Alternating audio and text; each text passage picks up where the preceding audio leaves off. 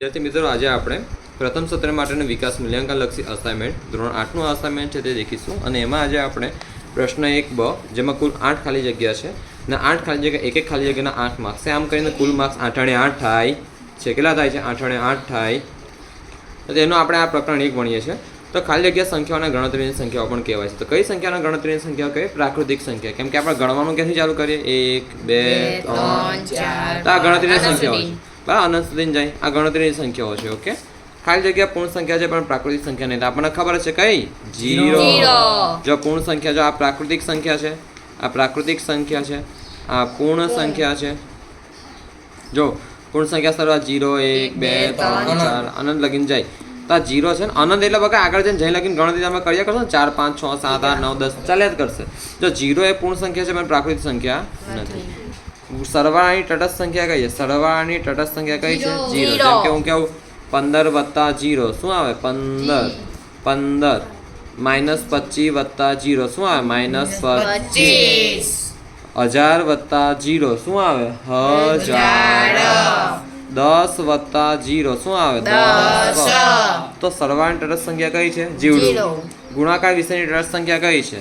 ગુણાકારની તટસ્થ સંખ્યા 15 ગુણ્યા 1 15 એકુ 15 25 ગુણ્યા 1 25 માઇનસ 37 ગુણ્યા 1 તો માઇનસ 37 તો શું છે ગુણાકારની તટસ્થ સંખ્યા કઈ છે ગુણાકારની તટસ્થ સંખ્યા એકડે 1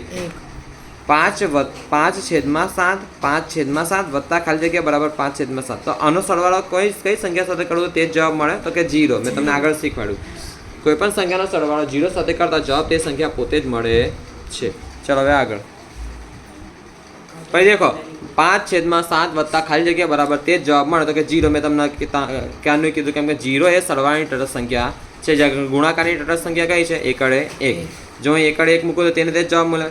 માઇનસ 2 છેદમાં 3 એકું માઇનસ 2 છેદમાં 3 જેનો છેદ 5 હોય છેદ કેટલો હોય 5 જો છેદ 5 હોય જો હવે છેદ અને અંશ શું છે તે તમે સમજો જો અને આ ઉપર આવે તેને શું કહેવાય અંશ નીચે આવે તેને શું કહેવાય છેદ હવે છેદ કેટલો કીધું છે આપણને પાછળે 5 અને અંશ કેટલો કીધું છે -3 તો સિમ્પલી અને એમ પણ લખાય -3 છેદમાં 5 છે ને તો આવી સંખ્યા મળી ગઈ અત્યારે આ સમય સંખ્યા